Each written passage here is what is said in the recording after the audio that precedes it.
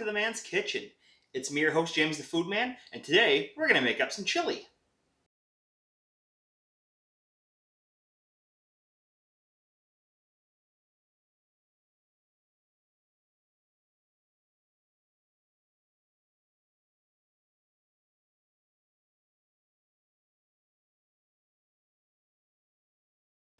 Alright, now if you want to see how we just made that chili, you're going to need to see the ingredients. But first, I want to thank everyone for watching this video, hitting that like button, hitting the subscribe button, and following us on Twitter, Instagram, and Facebook.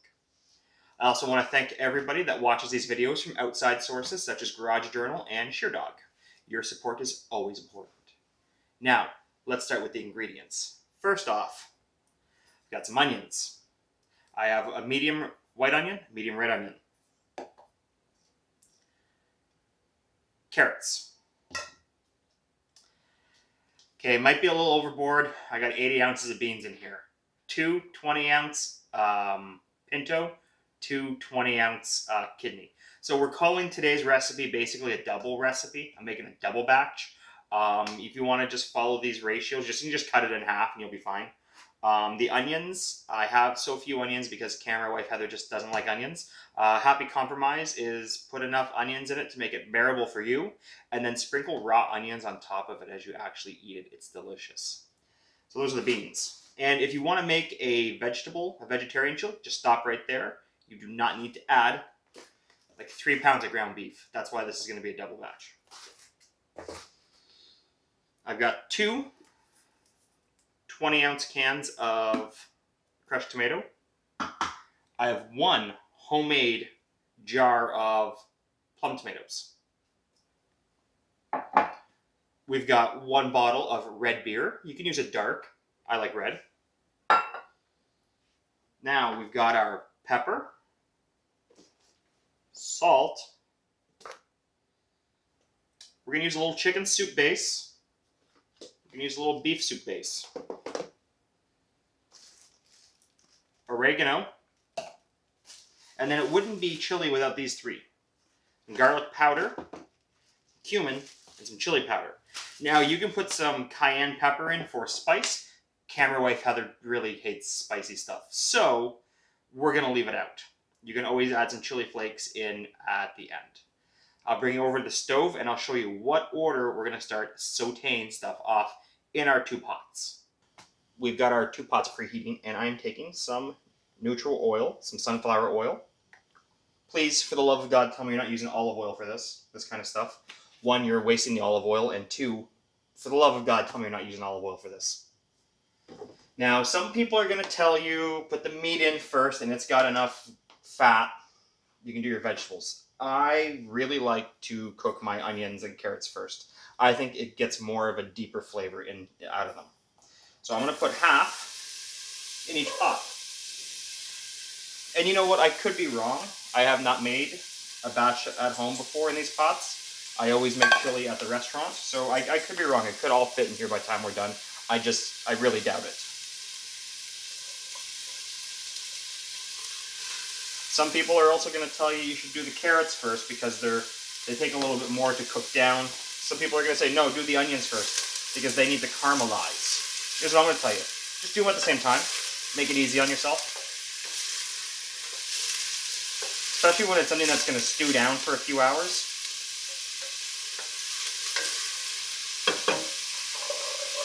Okay, I'm going to leave these on here for about 4 or 5 minutes. I'll get back to you then. Okay, it's been about 5 minutes of sauteing or sweating or frying up these vegetables, however you want to call it. So the next thing we're going to do is we're going to put 1.5 pounds of ground beef in each pot. Now, we just took this out of the freezer last night, so still a little stiff, but it'll do what we want. Yeah, it breaks apart pretty nice. Okay, so we're going to put half of this tray in each one. Okay, nothing special to it, no magic technique here. Just grab it and put it in.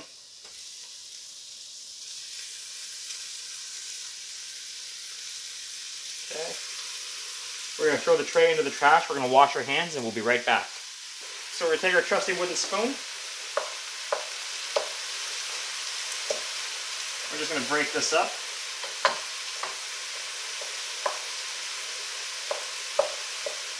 Okay, again, there's no secret or magic to this. We're just going to break this up nice and good into little chunks and brown it off.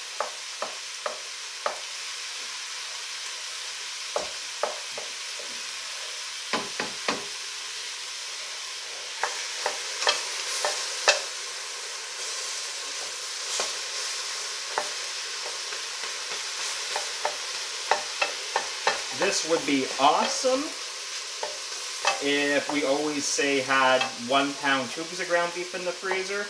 Then I could just cut my recipe down into a third, and I could bust this out whenever I wanted some chili. Even better would be making a big batch like this and freezing some.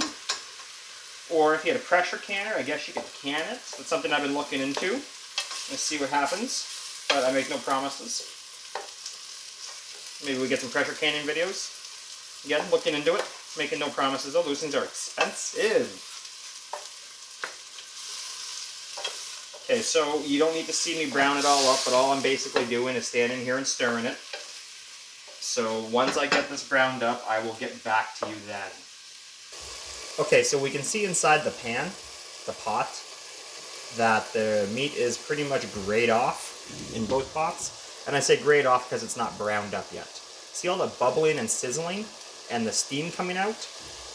That's the water from in the meat boiling off.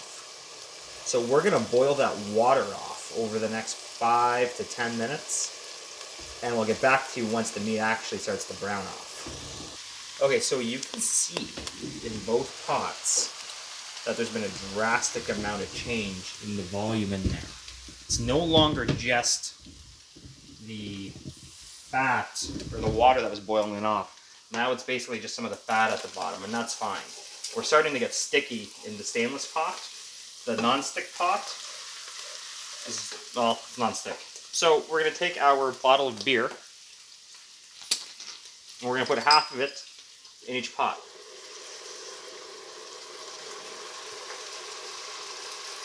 Okay? This is kind of just like when you put wine into a sauce, except we're using beer. Now, what the beef base is for is because, I don't know about you, but I find that the ground beef you get from the grocery store just doesn't really taste that beefy. So we're putting some beef soup base in there.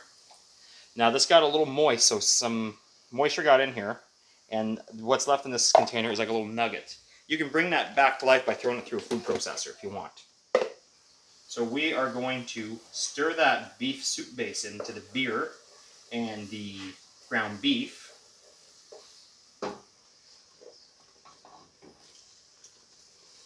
And that's going to give us some instant color, some cheating color, I guess you could say. Now, at this stage of the chili, I like to use what is called the 3-drop method for spices. So, I've got a tablespoon, and we're going to put about a tablespoon. Whoa. Yeah. So about a tablespoon of cumin, give or take, in each pot. And I put half of my spices in now, halfway through, or a quarter halfway through the simmer, and the last quarter at the end. We're going to do the same with our chili powder. Okay. Stir those in. Do do do do do do do do do. Grab our garlic powder and we'll do the same thing. We're gonna put a whole. No, it doesn't fit. Oh, that doesn't really fit.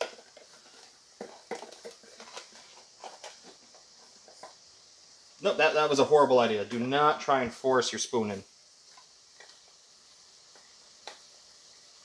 Okay. And this is going to be the only garlic powder it's going to get.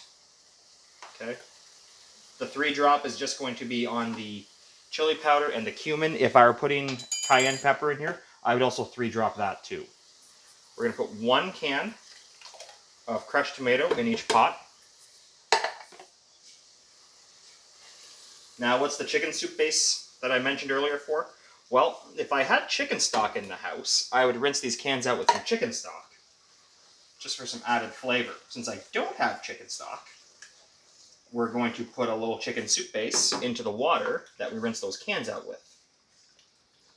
So we're just going to take these to the sink, put some water in here, probably fill them about halfway each, and then put, well, I'll show you after I fill these up. So we're just going to take another tablespoon of chicken soup base and put that into each can that we've rinsed off. Take our spoon, give it a little bit of a mix. Okay. Do the same thing to the other pot. What we do to one, we do to both. Okay. We've got these home canned tomatoes. So pour out about half the water into each pot. A couple tomatoes are going to go with the water. And we're just going to go back and forth, try and get this even. Okay. Now we're going to grab our beans. I have both beans in here, one on top of the other, so we're going to go about half of the pinto into each pot, about half of the kidney beans. The other half of the kidney beans. There we go.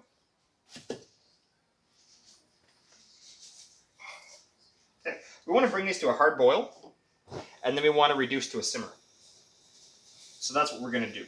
We are going to stir this up,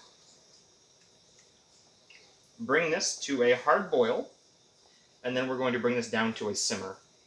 And we're going to let this go for about an hour before we add more spices. We're going to let this go for a total of 2 hours on a simmer. Now, when you start to see a boil around the edges, like I have in this pot, that's a false boil. You're probably stone cold in the center. What you want to do is you want to mix it up until you see a boil in the center. And then, even then, you want to mix it up again. Your boil's going to disappear. You wait till you get that boil back, and then you know you've truly hit your 212 Fahrenheit or 100 degrees Celsius at sea level for a boil. Now, I'm cooking with gas here. Not everyone is. So my boil is going to come a lot quicker than yours might. Especially, I have a power boil feature on both of these burners. And I'll get back to you in about an hour. In the meantime, camera wife Heather has an awesome job for me. I'm going to go outside and clean the gutters. Okay guys, it's been an hour-ish. And now we're going to put some oregano in. Okay. And then about half a tablespoon of chili powder.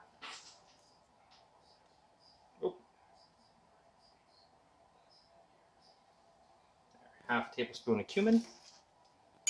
Gonna mix them all up.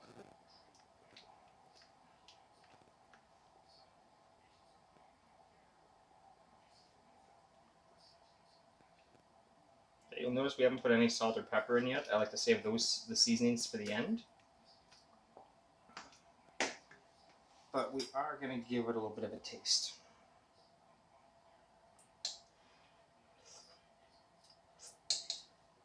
And what one pot tastes like, the other one should taste like.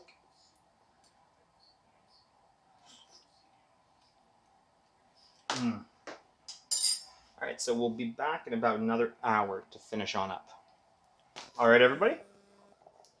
We are going to put in, about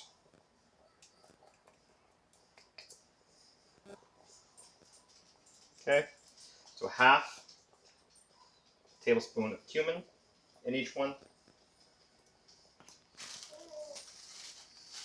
And about half a tablespoon of chili powder in each one. Mix these up. In the background, you may be hearing Blake, the newest child we have here. He's about 4.5 months old. Okay. We're going to do our salt and pepper now that we're near the end. So we're going to taste this and see what we need.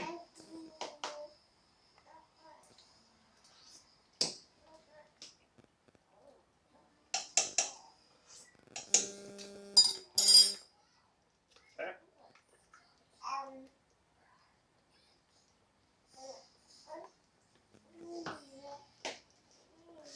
Grab that salt. Okay. Good pinch in each one.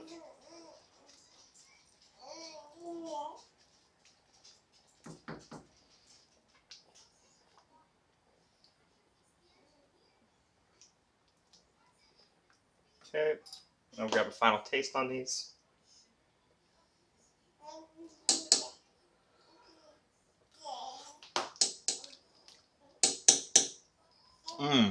All right, guys, there you have it. That is exactly how you make some of the best chili you're going to have. Now, maybe you already make chili, and you can take something from this and make yours better, or you can take this and try something I haven't thought of and expand on it. Let me know down in the comments below, and have yourself a great week.